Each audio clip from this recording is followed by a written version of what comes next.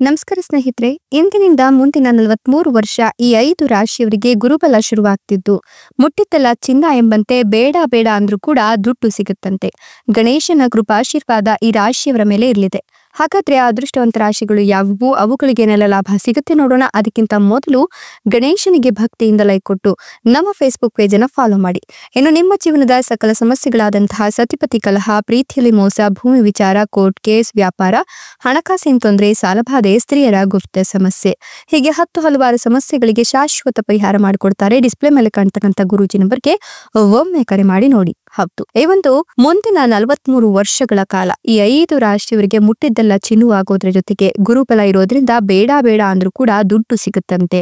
ಗಣೇಶನ ಕೃಪಾಶೀರ್ವಾದ ಈ ರಾಶಿಯವರ ಮೇಲೆ ಬಿದ್ದಿರೋದ್ರಿಂದ ಈ ರಾಶಿಯವರಿಗೆ ಅದೃಷ್ಟದ ಕಾಲ ಸಿಕ್ಕಾಪಟ್ಟೆ ಸನಿಹತವಾಗ್ತಿದೆ ಅಂತ ಹೇಳಿದ್ರೆ ತಪ್ಪಾಗ್ಲಿಕ್ಕಿಲ್ಲ. ಇನ್ನು ಈ ರಾಶಿಯವರು ಹೊಸ ಹೂಡಿಕೆಯಿಂದ ಸಾಕಷ್ಟು ಲಾಭವನ್ನ ಗಳಿಸ್ತಾರಂತೆ.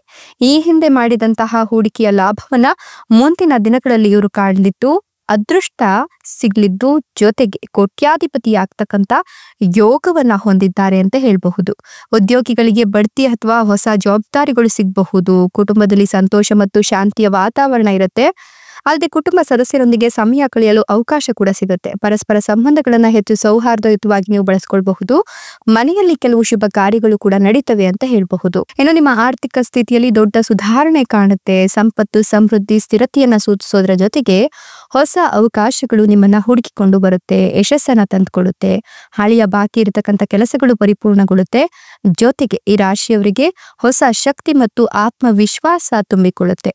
ನಿಮ್ಮ ನಾಯಕತ್ವದ ಸಾಮರ್ಥ್ಯಗಳು ಹೆಚ್ಚಾಗೋದ್ರ ಜೊತೆಗೆ ನಿಮ್ಮ ವೃತ್ತಿ ಜೀವನದಲ್ಲಿ ನೀವು ಪ್ರಮುಖ ಸಾಧನೆಗಳನ್ನ ಸಾಧಿಸ್ತೀರಾ.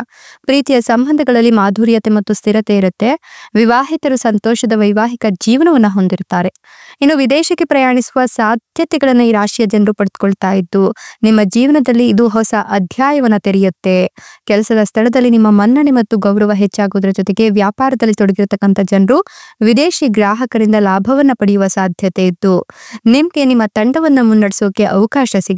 ಇದರಿಂದ ನಿಮ್ಮ ಯೋಜನೆಗಳು ಕೂಡ ಯಶಸ್ವಿ ಆಗುತ್ತೆ. ಜೀವನದಲ್ಲಿನ ಹಳೆಯ ಸಮಸ್ಯೆಗಳು ಪರಿಹಾರವಾಗೋದ್ರ ಜೊತೆಗೆ ನಿಮ್ಮ ಪರಿಸ್ಥಿತಿ ಸುಧಾರಿಸುತ್ತೆ.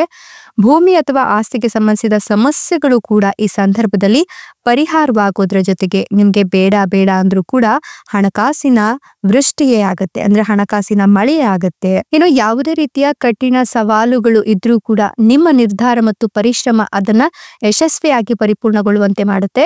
ವ್ಯಾಪಾರದಲ್ಲಿ ಹೊಸ ವ್ಯವಹಾರಗಳು ಮತ್ತು ಹೂಡಿಕೆಗಳು ಲಾಭದಾಯಕ ಅಂತ ಹೇಳಬಹುದು. ಉದ್ಯೋಗಸ್ಥರಿಗೆ ಬಡ್ತಿ ದೊರೆಯುವ ಸಾಧ್ಯತೆ ಇದ್ದು, ಹಳೆಯ ಸ್ನೇಹಿತರ ಭೇಟಿಯು ನಿಮ್ಮ ಜೀವನದಲ್ಲಿ ಸಕಾರಾತ್ಮಕತೆಯನ್ನು ತಂದುಕೊಡುತ್ತೆ. ನಿಮ್ಮ ಜೀವನದಲ್ಲಿನ ಯೋಜನೆಗಳನ್ನ ಯಶಸ್ವಿಗೊಳಿಸಲು ಈ ಒಂದು ಸಮಯದಲ್ಲಿ ಸಾಧ್ಯವಾಗುತ್ತೆ.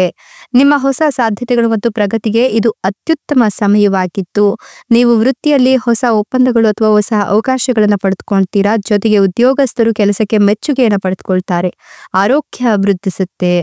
ಜೊತೆಗೆ ಕೆಲವೊಂದು ಶುಭ ಕಾರ್ಯಗಳಲ್ಲಿ ನಿಮ್ಮನ್ನ ನೀವು ತೊಡಗಿಸಿಕೊಳ್ತೀರಾ ಅಂತ ಹೇಳಬಹುದು. ಇಷ್ಟೆಲ್ಲ ಲಾಭ ಮತ್ತು ಅದೃಷ್ಟವನ್ನು ಪಡೆದಿರತಕ್ಕಂಥ ಆ ಅದೃಷ್ಟವಂತ ರಾಶಿಗಳು ಯಾವುವು ಅಂದ್ರೆ ಮಿಥುನ ರಾಶಿ, ತುಲಾ ರಾಶಿ, ಮೇಷ ರಾಶಿ, ಧನುರ್ ರಾಶಿ, ಕನ್ಯಾ ರಾಶಿ, ಕುಂಭ ರಾಶಿ.